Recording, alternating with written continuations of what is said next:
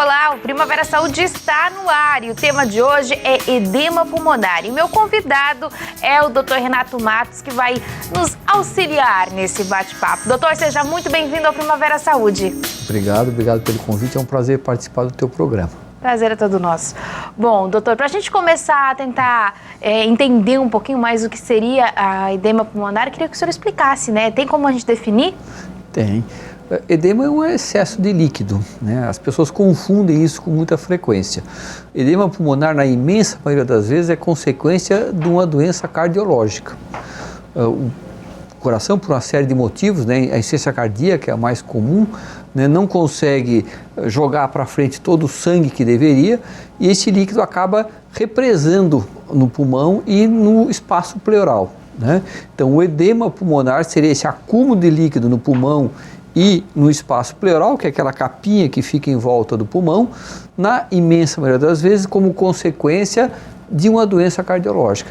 Então as pessoas costumam às vezes nos procurar que estão com edema no pulmão, achando que a causa é do pulmão, e na realidade geralmente o pulmão é só uma consequência, a causa fica no coração. Então essa seria a relação que teria o coração e o pulmão? Basicamente? Sim, existem diversas relações, né? Uma dessas, essa é das mais comuns, né? O coração, por não ter uma fração de ejeção, por não conseguir ejetar todo aquele sangue que deveria, acaba represando. Isso exige toda uma investigação, né? A pessoa chega no consultório, geralmente, com falta de ar. Né? Ela não sabe se é do coração, pulmão, e muitas vezes são pacientes fumantes, por exemplo, que também têm doença do pulmão e do coração. Então é muito importante que o médico saiba diferenciar isso, né? Então às vezes é muito comum, vai no cardio, não, é só do coração, vai no pneumo, é só do pulmão. E a gente tem que ter essa visão mais completa, porque muitas vezes existe doença do pulmão e do coração junto, levando como causa final o desconforto respiratório e a falta de ar. E o que pode acabar causando, então, essa edema, né? Então, assim, o pulmão é uma estrutura extremamente sensível, os alvéolos, né, que são aquelas estruturas de troca gasosa, são estruturas extremamente delicadas. Se esse espaço é preenchido por líquido, que é a causa do edema, a troca de gases, quer dizer, a captação de oxigênio e, num segundo momento, a liberação de gás carbônico se faz com mais dificuldade e, em função disso, a pessoa apresenta desconforto, né? Geralmente ela tem falta de ar, tosse, às vezes tem até um chiado no peito, a gente chama isso de asma cardíaca. É muito parecido o sintoma da insuficiência cardíaca, do coração inchado, com o problema da asma, que é uma doença de brônquio. E tem alguns tipos, doutor, quando se fala de edema pulmonar? Não, o edema sempre é esse acúmulo de líquido, o que vai modificar é a causa. Então tem alguns pacientes que têm doença cardíaca por doença da válvula, outras por doença do músculo. Então existem diversas causas no aspecto cardiológico, mas o resultado final do edema é sempre o mesmo no pulmão e no espaço pleural. E quais são os fatores considerados de risco? As doenças cardíacas têm fatores de risco muito parecidos também com a parte pulmonar, né? O principal dele é o tabagismo, também existe aí no caso o sedentarismo, obesidade, diabetes, hipertensão. Essas são certamente as causas mais comuns de doença cardíaca que levam à insuficiência cardíaca e na sequência a edema pulmonar. Agora, quando a gente fala em sintomas, né? Quais são os sintomas que acabam apresentando o edema, né? Que é realmente um alerta? Isso depende do grau, né? A pessoa inicialmente começa a ter um desconforto respiratório aos esforços, né? Ela começa a caminhar, tem falta de ar. À medida que esse edema vai aumentando, os sintomas acontecem com menos atividade física. A pessoa em repouso já tem falta de ar. É uma coisa muito clássica do edema cardiogênico, né, de origem cardiológica. Sim. Essa falta de ar piora quando a pessoa deita. Né? Então a pessoa está sentadinha, está bem, quando ela deita, começa a aumentar o retorno de sangue para o coração tem dificuldade em ejetar todo esse material, esse líquido que chega, né, ou todo o sangue que chega, então a pessoa quando deita acaba tendo mais sintomas, então ele tem que levantar à noite, está com falta de ar, ele senta, a falta de ar melhora um pouquinho, né? Os pacientes acabam dando um puro, né, porque tem uma falta de ar muito intensa, nós chamamos de dispneia paroxística noturna. Então basicamente o sintoma principal é a falta de ar, junto pode acontecer tosse, junto a pessoa pode ter também um chiadinho no peito. São os sintomas mais frequentes. E nesses casos, assim, doutor, que a pessoa já até sabe, já foi diagnosticada com edema, e como é que ela faz para poder dormir, assim? Porque com o tratamento ele acaba ajudando ou não? Sim, claro. Aí ameniza essa situação. Muito, depende da situação. Aí são tratamentos diferentes, depende Sim, da causa claro. cardiológica, tem uma doença valvular, é um tratamento específico, mas basicamente são utilizados medicamentos para reduzir o volume de líquido circulante. Né? Diurético é uma medicação que se usa, além de outras medicações específicas. Né? Casos que há um edema mais importante, que já há comprometimento do espaço pleural, às vezes o paciente tem que se tirar um pouco desse líquido da pleura para que haja uma melhora mais rápida, né? Mas geralmente o tratamento é medicamentoso. Numa situação mais avançada, esse paciente também tem líquido na cavidade abdominal, que nós chamamos de ascite, é comum as pernas ficarem inchadas, né? Então são sintomas bem típicos do edema cardiogênico. Isso quer dizer que, tipo, o paciente acaba retendo líquido, então? Retém líquido em grande quantidade. E isso no corpo inteiro? No corpo inteiro. Olha que interessante. Agora, doutora, a respeito do diagnóstico, como é que ele é feito hoje? Basicamente pela história, inicialmente, né? Pelo exame físico, existem dados do exame físico que são bem chamativos, e depois nós lançamos mão de alguns exames complementares, né? Nós fizemos sempre raio-x de tórax, casos tem que fazer prova de função pulmonar, eletrocardiograma, ecocardiograma, que é um exame específico da avaliação cardiológica muito importante, e a partir dali os exames são direcionados para que esses exames iniciais mostraram. Então, se existe uma evidência de uma doença cardíaca em consequência de um problema arterial, aí é feito uma série de exames, inclusive o cateterismo em casos mais graves, né? E hoje, o que tem de tratamento disponível para tratar dessa doença? Como a gente conversou, o edema agudo é consequência de uma doença cardiológica. Então, o tratamento é direcionado para essa doença cardiológica. Um tratamento que geralmente se usa é o diurético, né, para tentar reduzir o volume de líquido circulante. Agora, um tratamento mais específico para depender das outras condições cardiológicas que levaram a esse edema pulmonar. E esse tratamento que acaba eliminando o líquido é uma, vamos dizer assim, uma solução para esse problema, doutor? Isso é uma parcial. É o tratamento da consequência, né? Se trata aí, no caso, o acúmulo do líquido. Por que o líquido está acumulando? Aí é um tratamento mais específico. Perfeito. Nós vamos então para um breve intervalo e voltamos já já.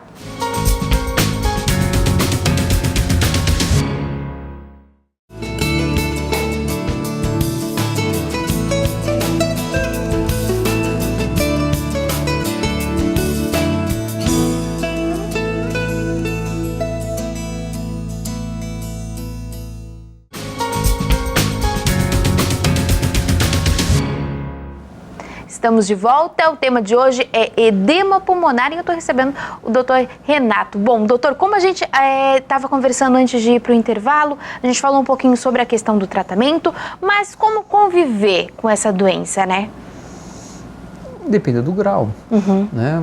Existem situações que são curáveis da parte cardiológica. Sim. Curou o problema cardíaco, o edema vai ceder.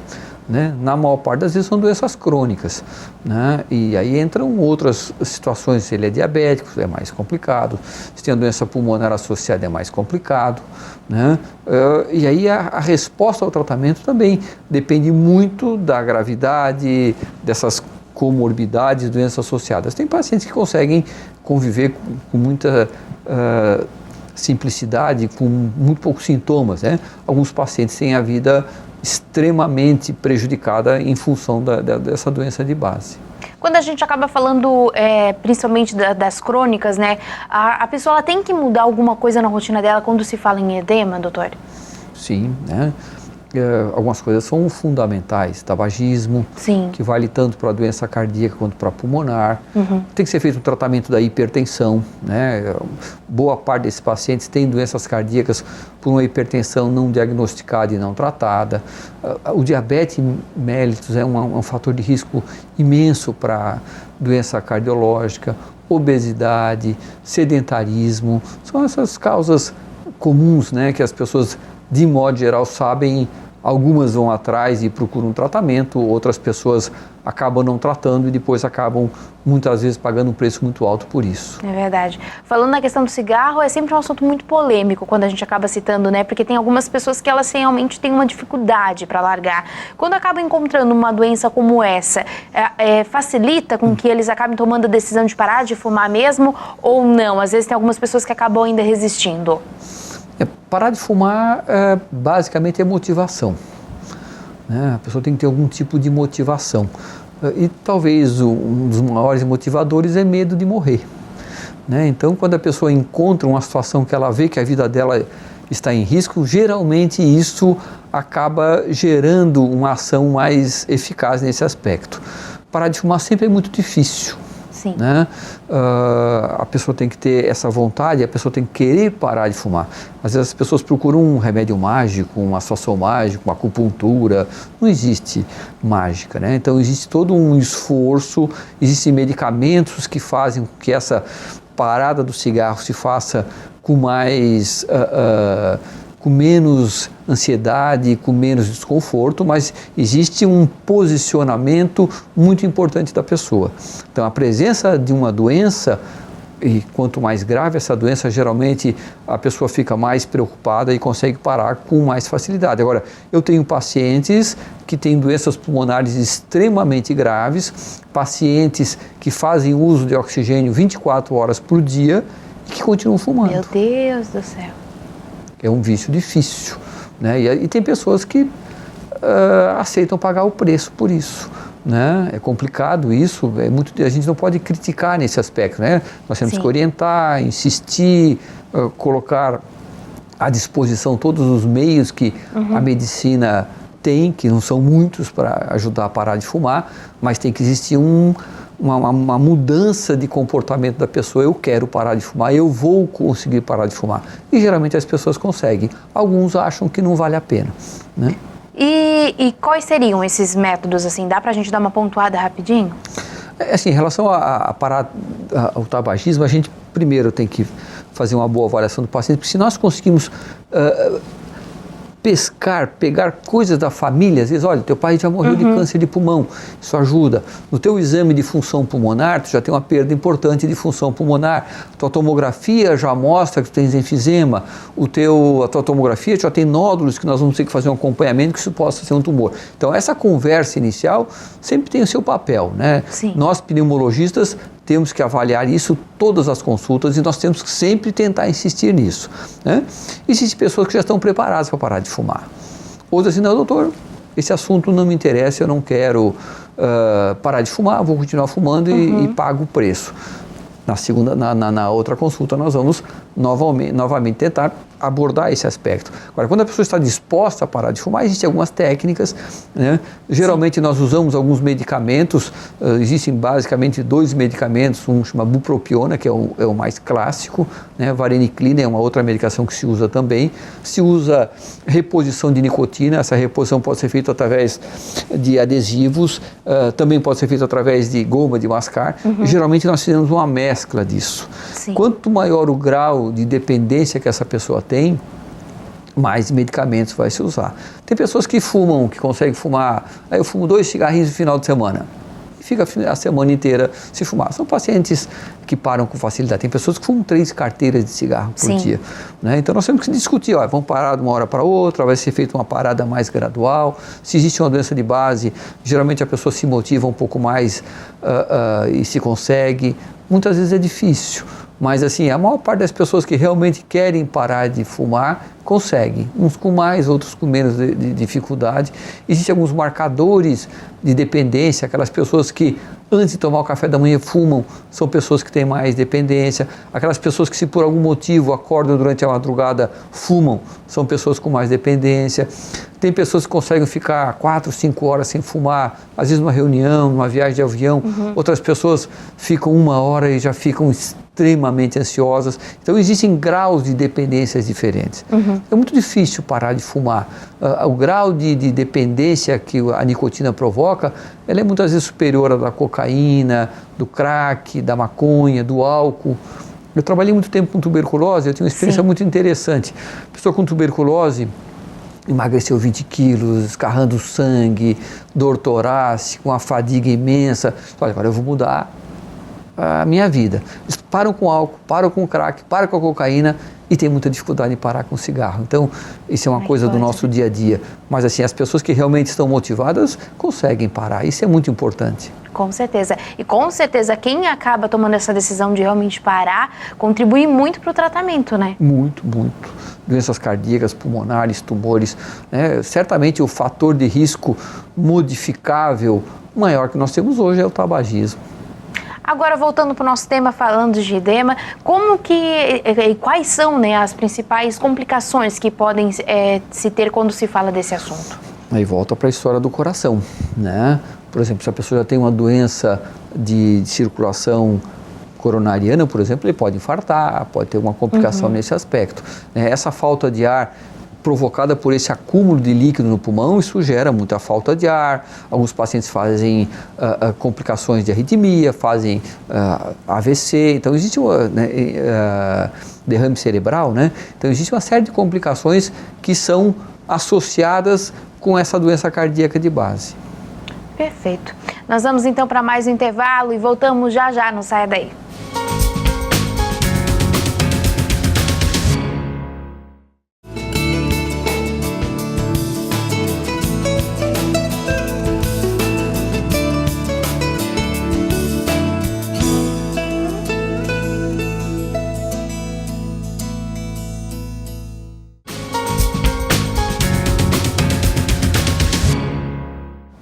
Estamos de volta, o tema de hoje é edema pulmonar e eu estou recebendo o Dr. Renato. Até agora, doutora, a gente estava falando em possíveis complicações. Agora, falando um pouquinho existe alguma maneira de tentar, quem sabe, prevenir essa doença? Sim, é a prevenção da doença de base, que nós conversamos, né? Aqueles fatores de risco para doenças cardíacas, hipertensão, diabetes, obesidade, sedentarismo, né? Basicamente é isso. Tem pessoas que têm doenças congênitas, né? Tem crianças que têm doenças cardíacas congênitas e em função desse problema também tem edema pulmonar, também tem derrame pleural. É uma coisa um pouco mais incomum, mas assim, sempre a pessoa tem que procurar uma causa para isso. Falta de ar, a gente usa o termo dispneia, né, o termo técnico, né, sempre tem uma causa, desde coisas mais simples até coisas mais complicadas.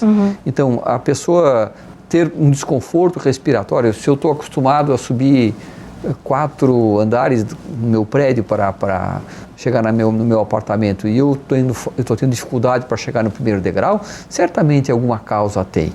Né? E aí existe uma imensidão de causas, né? Isso vai desde doenças pulmonares, umas mais simples, outras mais complicadas, doenças cardíacas, anemia, alteração de tireoide. Então existe uma imensidão de doenças que podem dar esse desconforto respiratório. É muito importante, eu estou com falta de ar porque eu estou ficando velho. A gente ouve isso com muita frequência, né? Estou com 60 anos. Idade por si não dá falta de ar. Né? Não é causa de falta de ar. Agora, a idade traz algumas doenças. Então, é muito importante que essas pessoas que venham a ter um desconforto desproporcional à atividade, que procurem um médico para fazer essa avaliação. Né? Isso é muito, muito importante. Como em qualquer situação, nesse caso específico, quanto mais precoce o diagnóstico, maior a chance de um tratamento eficaz. Com certeza. Tem um grupo que é mais propenso a acabar desenvolvendo o edema? São esses grupos que nós conversamos, né? Pessoas com hipertensão, com diabetes, obesa, sedentária ou com algumas doenças congênitas, né? Essas pessoas são as pessoas que têm doença cardíaca e na sequência fazem um edema pulmonar. Uma criança pode ter? Pode ter também. Mas é comum, doutor? Não é tão comum. Né? Geralmente são doenças congênitas ou algumas doenças infecciosas, endocardite, são algumas doenças que não são tão comuns em criança, mas acontece com relativa frequência. Agora falando um pouquinho sobre como diferenciar a falta de ar e qual especialista buscar quando se tem uma falta de ar, né? Assim, como a gente conversou, falta de ar nunca é normal, né? Então, isso pode ser visto por um cardiologista ou por um pneumologista. Um clínico também faz isso, mas assim, falando mais em especialidade, são essas especialidades mais comuns, né? Então, primeiro tudo parte de uma história. Né? O paciente teve asma na infância, voltou a ter de novo falta de ar, com tosse, com chia, se faz um exame simples, que é uma espirometria, que se positivo está feito o diagnóstico e se faz o tratamento. Né? Então, existe uma imensidão de causas. O clínico, tanto aí o cardio quanto o pneu, tem que ter conhecimento. O pneumologista tem que ser um bom cardiologista. E o cardiologista também tem que saber muito de pneumologia. É muito comum os sintomas se confundirem.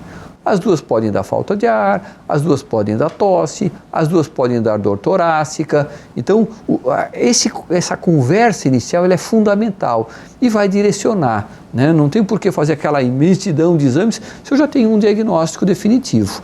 Então, tanto o pneumo quanto o cardio são especialidades que tratam com isso. Eu gosto muito de trabalhar com diagnóstico de falta de ar. Existe um raciocínio clínico bastante intenso e a gente tem que pensar em todas as possibilidades. Tem muitas pessoas, por exemplo, que têm falta de ar por ansiedade. E aquela falta de ar, parece que o ar não dá volta, a pessoa puxa e não consegue respirar, mas ao mesmo tempo ele sobe escada, joga futebol, não tem nenhum tipo de falta de ar. Então, na maior parte das vezes, essa falta de ar que acontece em repouso, e se a gente faz uma história, vai ver que ele está passando por um momento de estresse na família ou no trabalho, então muitas vezes é só o tratamento desse quadro de ansiedade. Se tem tosse, chia, tem que pensar em asma. Se é fumante, tem que pensar em bronquite crônica, enfisema. Se tem dor no peito, isso é um sintoma muito importante, a pessoa vai fazer um esforço, dá um aperto no peito, isso geralmente direciona para uma doença isquêmica do coração. Então, essa história é uma coisa muito importante, porque é fundamental que o médico tenha tempo com o seu paciente. Me preocupa muito esses atendimentos que se faz em 4, 5 minutos. É impossível fazer um atendimento de qualidade num atendimento muito rápido. Existe tanta variável, existem tantas coisas que devem ser investigadas. Então, as pessoas têm que procurar um clínico que tenha tempo para ouvi-la, que a examine de forma adequada.